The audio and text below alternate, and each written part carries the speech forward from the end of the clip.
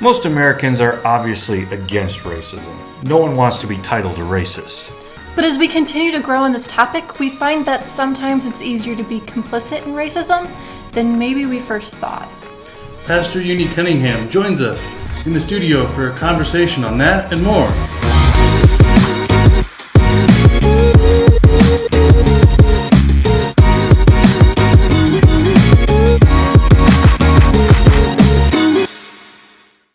Welcome everyone. The tension is high. Bombs will explode in Keep Talking and No One Explodes.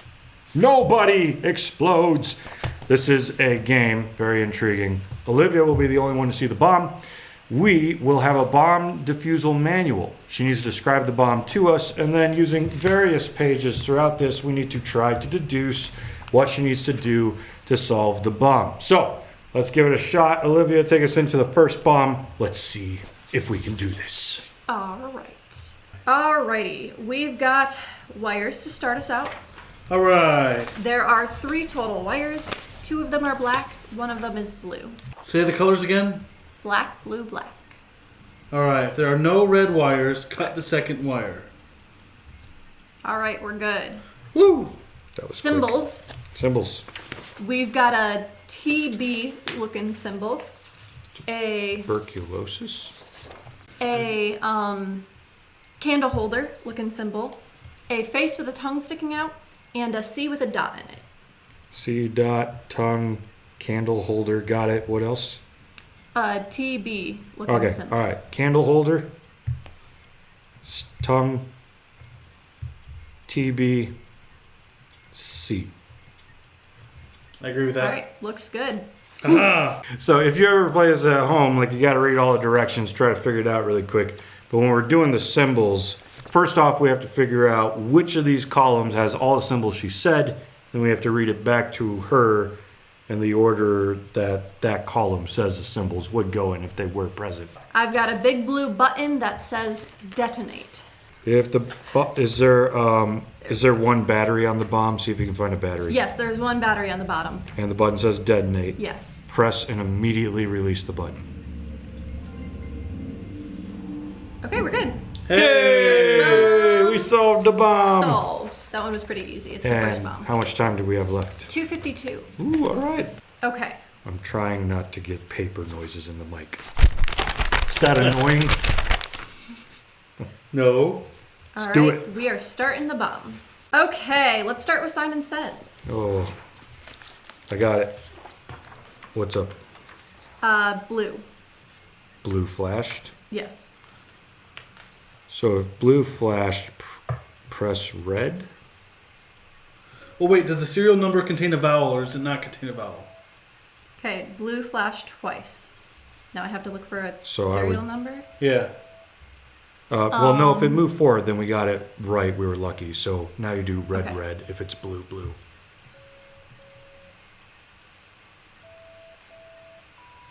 Blue, blue, yellow. Green. Blue, blue, green. Red, red, green? Yeah, red, red, green.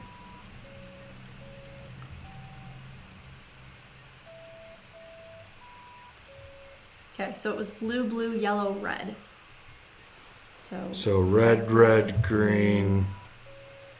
What was the last one? Red? Blue. Okay.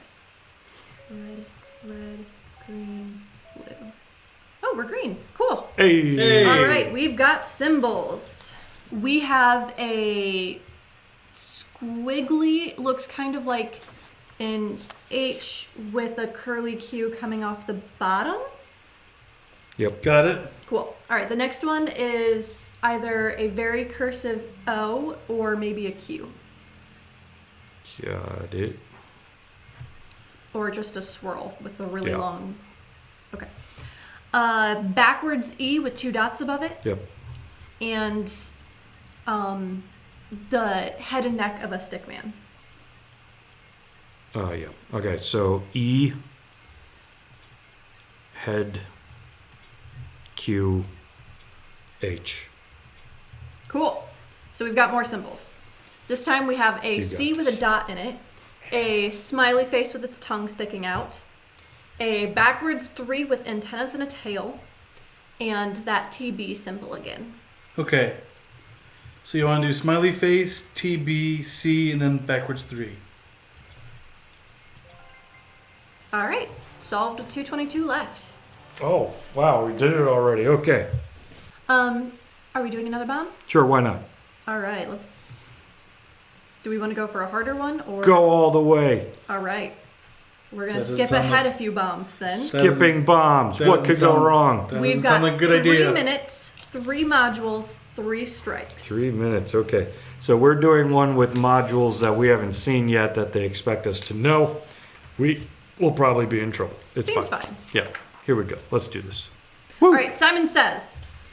Okay, go ahead. Yellow. Do you have any Oh. or whatever they were? Security number? Ah, shoot. Hang on. MU9E. This is so hard to move That is a around. vowel. Sorry. Okay, go back. Okay. Yellow. Green. Yellow, blue, green, yellow, green. Yellow, blue, green, yellow, green. So green, red, yellow, green, yellow. Green, red, yellow, green, yellow. All right, we're good. Yay! We've got wires. There's 3 wires. One of the first one is yellow, and the 2 under it are black. Are there any red wires? Nope. If there are no, wait, how many wires? 3? 3. Cut the second. Cool. Now, we've got a panel with 2 green dots and a red triangle. The diffuser must navigate the white light to the red triangle using the arrow buttons. Okay. Where are the... Where are the circles? One circle is in the middle, top row, and the other is about middle. Okay. So the first one is first row. Oh, we just blew up. And that is keep talking and nobody explodes. Even though But we exploded we twice. kept talking and we we all died exploded. twice. Yeah, we might have edited some of it out because you didn't need to see us keep dying. But good times. So today we're talking about race. Now, race is very important. In D&D, when you start building your character, it gives you sometimes feats, sometimes ability score improvements. It's just a big part of who you are. You're on the wrong track here. But if you are going to be a race in D&D, air genocity can be very helpful to the campaign. Sorry. I like elves. Elves are some of my favorite. 4-hour rest time for spells. That's where it's at. There is a very niche audience watching right now, like, this is the greatest conversation ever. And then the majority are like, Who? What? first off, they're Satanists. Secondly, so me and Maisha used to, once upon a time, pastor a church called 12-Way Greenwood, which planted the Jackson Cloud. And then she left and changed her name. And we're going to... Correction. Okay, this is the insert. We're going to insert this now. So when I was born, all of my hair was sticking straight forward like a unicorn's horn. So my mom nicknamed me Uni. But I never told anyone, and no one knew besides family. And then I finally told people like 4 years ago. And now that's all they call me is Uni. And when I read it online, I always read Uni. So when I see you, I'm like, is it Uni? Unicorn. Maisha? And one time she told me her name was Sarah. So I'm super confused Sister Sarah! as to who this person, once upon a time that I hired, is. Because I don't think she even knows. But today we are going to talk about racism, things like that, which we... recently at 1208 Greenwood, we've been doing a whole series through Jamar Tisby's book, The Color of Compromise, which is a very convicting book, especially if you are white, as you're going through it. And I knew when I finished that book, is like, I knew there was an Amazon documentary. So if you haven't seen it, you can watch it on Amazon if you have Amazon Prime. It's like, I just need to show my whole church this so that we can learn more about this. And then we partnered with Raven-Brook Recovery Church, where Maisha, Uni, Sarah pastors, and at the end of every 2 episodes, Maisha would take us deeper into conversation, which has been very eye-opening and helpful, I think, for a lot of us. So I was like, hey, let's get her in on the cloud, talk to the cloudies about race, and dive deeper into that conversation. Especially, maybe you've noticed this, many of our intro episodes on the Jackson Cloud are intentionally trying to start off with harder topics to say we want to commit ourselves to talking about these things rather than sweeping it under the rug. So, The real stuff. yeah. And where do I start on the topic of race? I don't know if you've got a story that you'd like to kind of kick us off with, or if you want me to ask some pointed questions. Let's start with questions. Okay. Let's start with questions. Racism is bad. That is a statement. That is a declaration. Well, then that is a statement. That is an exclamation All right, point. here's a question. If this Where's is a D&D good place thing to again. start? Oh, okay. That depends if you want to run your entire audience away from the beginning, or if we should just warm up to that question. I say let's just jump right in. What does white privilege mean? That is a common hot topic phrase that a lot of people don't actually understand correctly. So they hear the word white privilege, and if you're white, you think, well, I may have had some struggles in my life. I may have even, had poverty growing up. Things have not always been easy to me. Things haven't been given to me. And those are all true statements. However, the thing is that your race didn't contribute to those struggles. And so white privilege is basically saying, and taking a look at it from a white perspective, I may have had these different struggles, but my race didn't play a part in it. Whereas with someone who is black, their race has definitely at some point played a part in some part of their life. And so that's what white privilege is. I think some of the things that help me realize that too is when I hear stories from black people where I'm like, well, I would never think of doing that. So like, I've heard stories of like, hey, if you're going to be pulled over by a police officer, take your wallet out, set it on the dashboard before he gets up there. You don't want him thinking you have a gun. And at least like as a white person, I'm like, what? Like, that's not even. But then it gets dramatized, right? Yeah. But then you find out, like, I think you said your husband even, like, he has a talk. His parents have the talk with him. And I'm thinking like birds and bees, but it's actually more like, hey, if you're going to be pulled over, here's like the whole list of things. I'm like, a talk? Like, no, like if we get pulled over, my parents are going to have a talking with me. It's like, that's a completely different understanding, worldview, concept. And that makes me realize, oh, well, okay, so I do have privilege to some extent because I would never think of that. And that starts to kind of get the ball rolling for some people, and for others, kind of takes some time to keep working on that. I'm just curious, like where's a good place for us as white people to start and to try to kind of work through some of this and to start maybe even lowering our defenses so that we can hear the stories, accept them better, and understand completely different social side of things that we ourselves maybe have been blind to for a long time. Well, usually people would say go with the obvious, check with your friends. But I would actually say to go a different route first. Maybe visit those conversations with your friends later, but start off with introducing yourself to activists in your area. And just start having conversations with them, because you're not going to have a biased upfront understanding of them, right? They're not your friend. You don't know their backstory. So it's going to be very real, very authentic. And it's also going to put you in a situation to, oh, maybe I can hear them a lot clearer. Versus if you first have this conversation with your friend, it may seem even watered down to some degree, because we don't want to hurt our friends' feelings. And to be honest, in certain situations, especially if you're the one that says, well, I have a black friend. Well, 9 times out of 10, that black friend may have actually had to assimilate into your culture. And by doing so, it makes those conversations a lot harder to actually have with people, because they're coming from a place of, we're sharing the same culture, we go to the same church, we go to the same outings, so we're the same person. So really it sets you up to say racism doesn't exist. Yep. Whereas with introducing yourself to someone that you don't know, that's a great way to hear that perspective with, I guess, fresh eyes.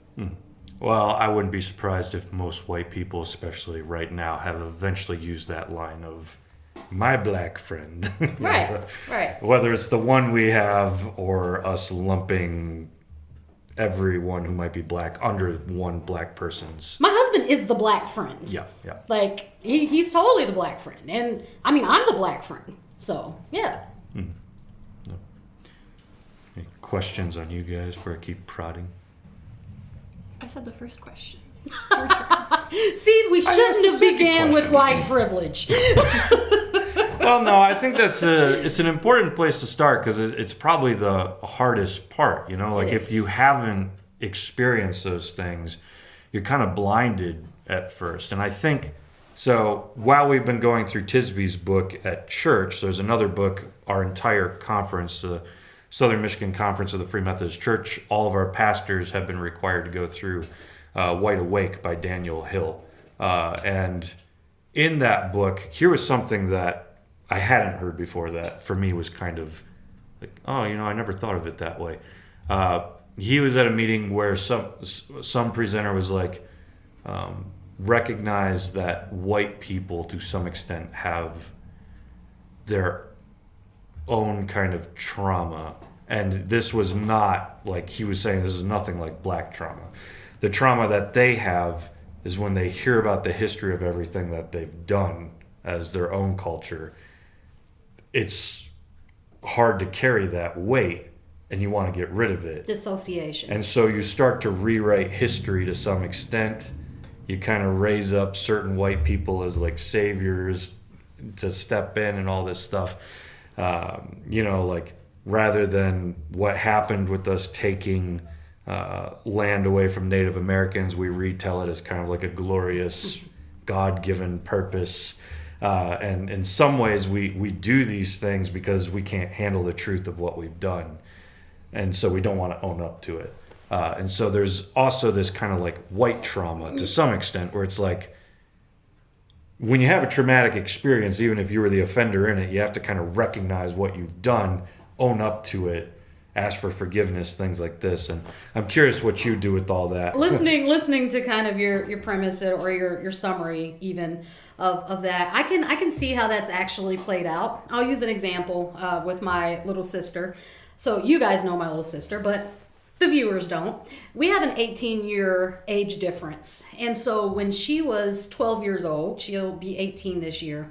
When she was 12, I remember she came home and she's like, hey, this girl at school said something to me and it hurt my feelings. And I said, well, what'd she say? And she said, well, she told me that my people needed to just stay slaves. She goes to a predominantly white school. And she's like, I don't understand. Were we slaves? So there's two problems with that statement. The aspect of superiority, which this child was projecting onto her based off of race. And then the second thing was the fact that we realized slavery had been erased from the history books and wasn't taught in schools any longer. Whereas I grew up hearing about it. Chattel slavery in America. I grew up hearing about that.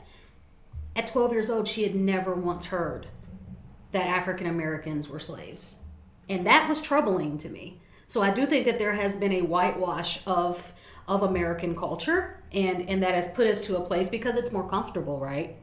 So much more comfortable. And yes, I agree, especially with the migration, as they call it, of Native Americans. No, they weren't migrated. They were literally kicked off their land.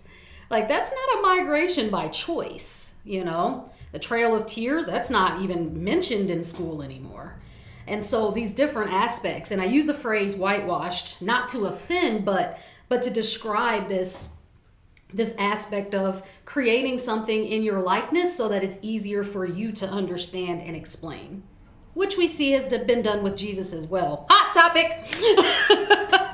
Jesus wasn't white! Newsflash!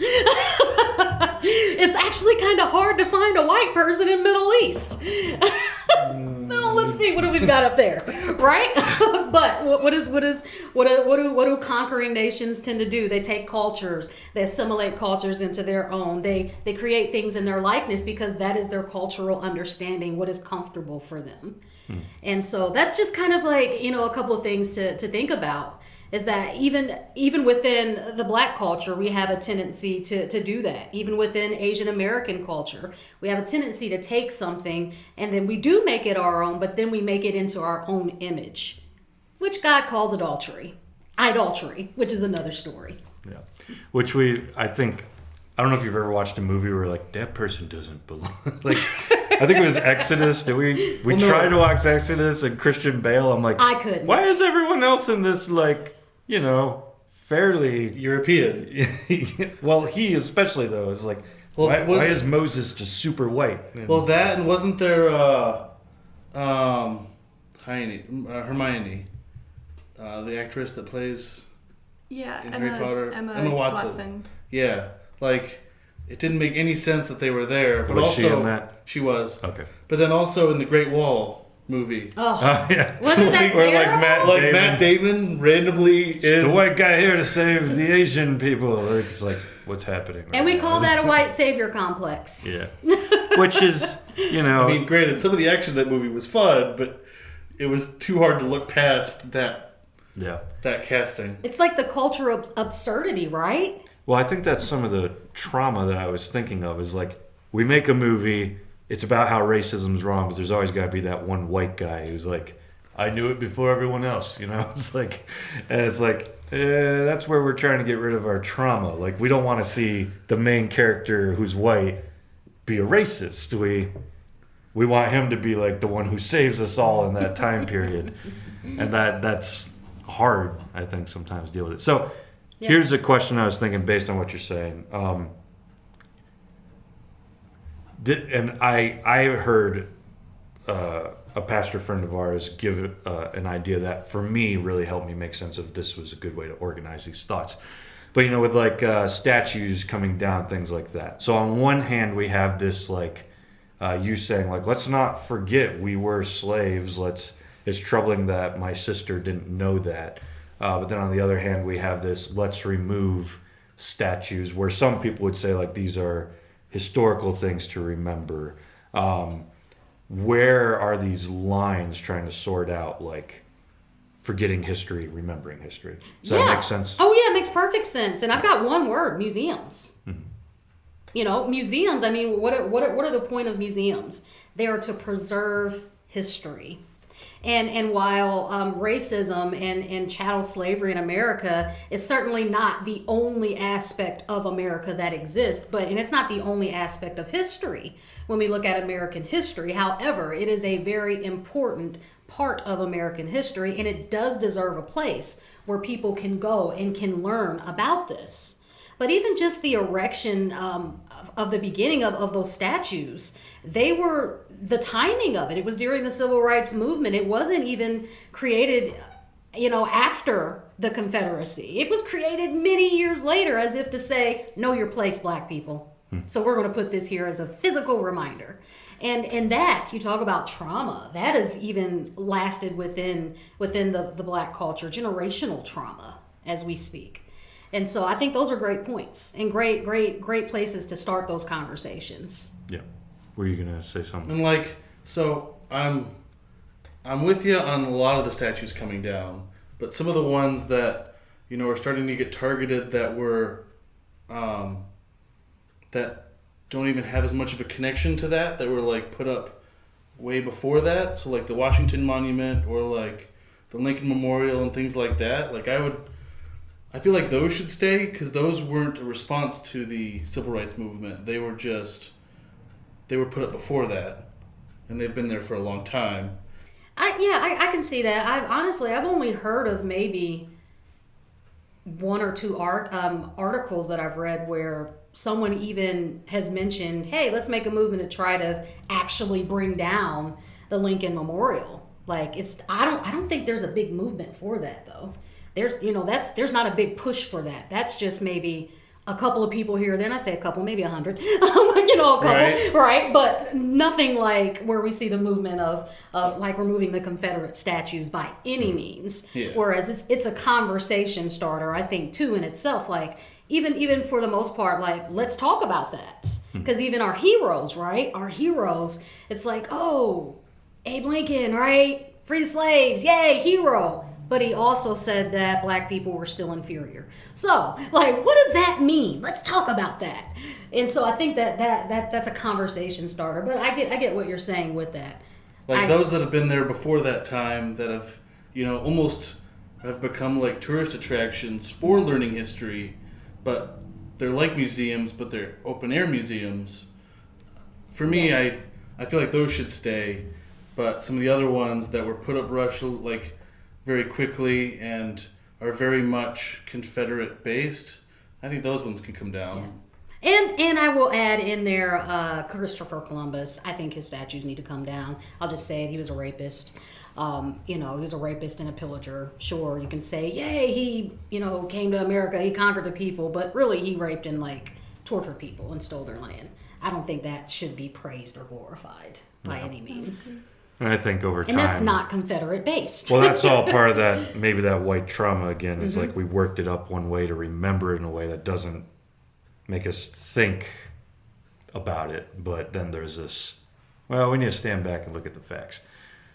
So what one of our pastor friends was telling us he made a post a while back, and here's what he was kind of saying about statues. I thought it was smart. I'm curious if it makes sense to you or not. First off, he talked about how, like, in the Holocaust, there are museums, or some of that stuff is left because the people who were oppressed wanted it to stay as a reminder of what had happened, so that it wasn't swept under the rug. Or, some people will say the Holocaust never happened, things like that. They're like, no, it happened, here it is. So his first point was, like, first off, what does the minority who was oppressed, what do they feel about it? Because that obviously is what it's about. And then start there. But then the second thing that he was thinking is, like, what does, and this is kind of what Casey was saying, what does the statue represent? And this is part where I was trying to sort this out biblically, because I think, like, we've got famous statue of David, things like that. David did not do some of the greatest things, but he also was... What? He didn't? But he's also remembered as a man after God's own heart. Much of the Bible wants us to remember him. Mm-hmm. It also wants us to remember his failures. Like, by no means does it, like, sweep that under the rug, white savior type thing. Exactly. First off, because he's not white. But secondly, the Bible... And this is one of the things that's interesting about the Bible compared to other ancient texts. If, like, another ancient text, like, they lose a war, that's not what they write down in their text. They write down, and we conquered victoriously, Whereas the Bible, like, owns up. It's like, yeah, we screwed up again. Like, that's part of the main narrative of the Bible. So David, to some extent, like, I wonder, like, would people start petitioning to take it down? Abraham had slaves. Abraham...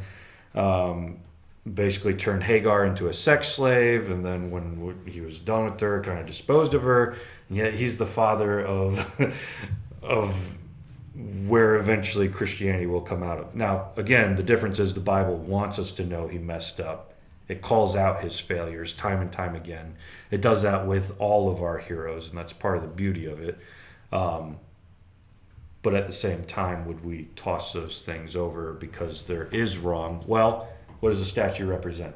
If it's Abraham abusing Hagar, or that's the main thing that's supposed to come out of it, then you would think, this isn't something to celebrate, if there was a statue of something completely endorsing slavery or connecting like a figure to slavery, then no, this isn't something to celebrate. Why is this here?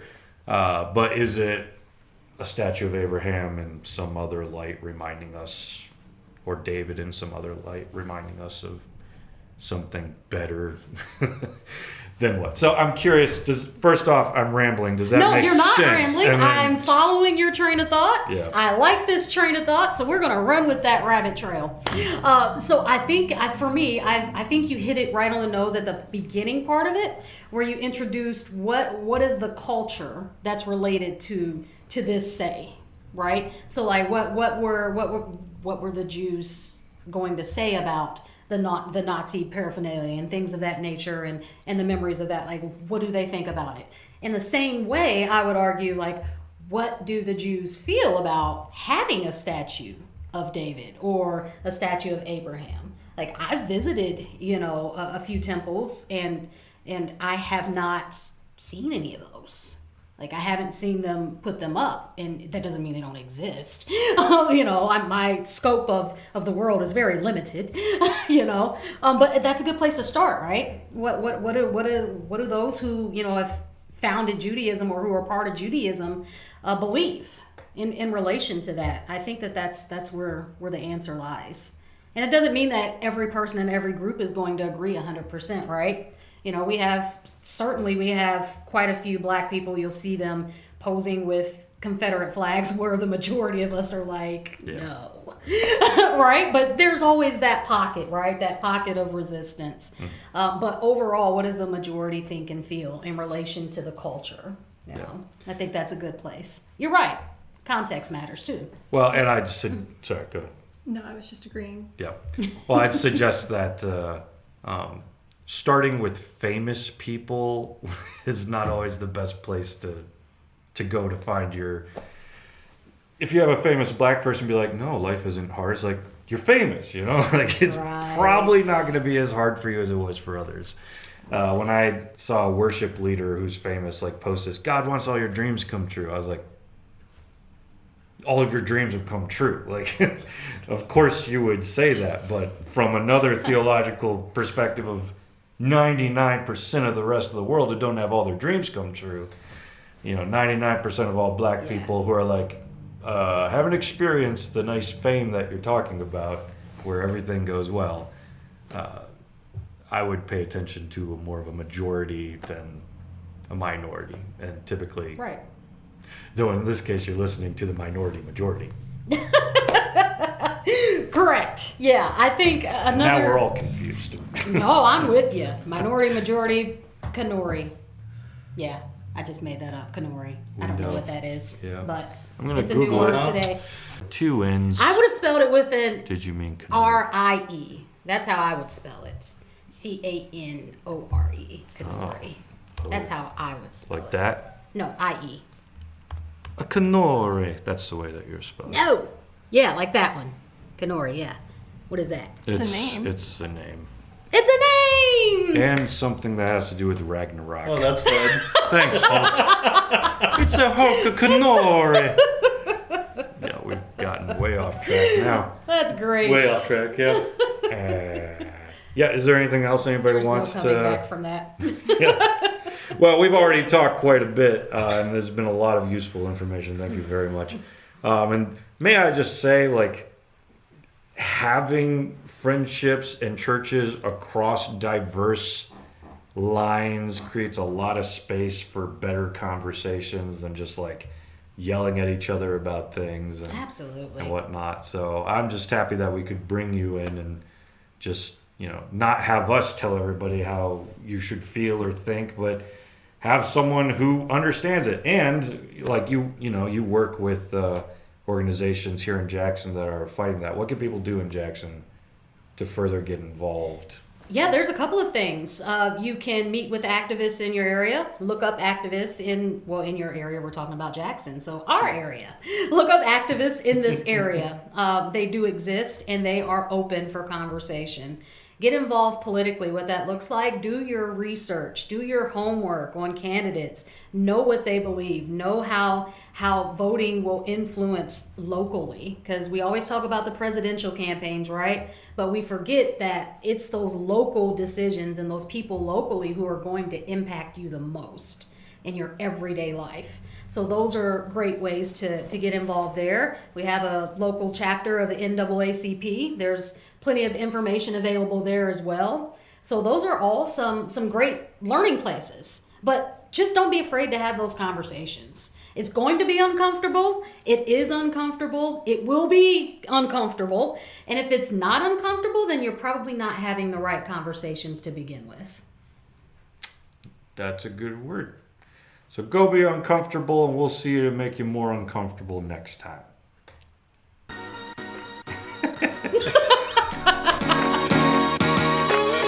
I'm Jamin. Thanks for joining us for another episode of Jackson Cloud. And be sure to like, comment, subscribe in the section below. And check us out on our Discord. We can talk about anything we talked about today. Like elves. I'm Maisha. Bye. That's going to be...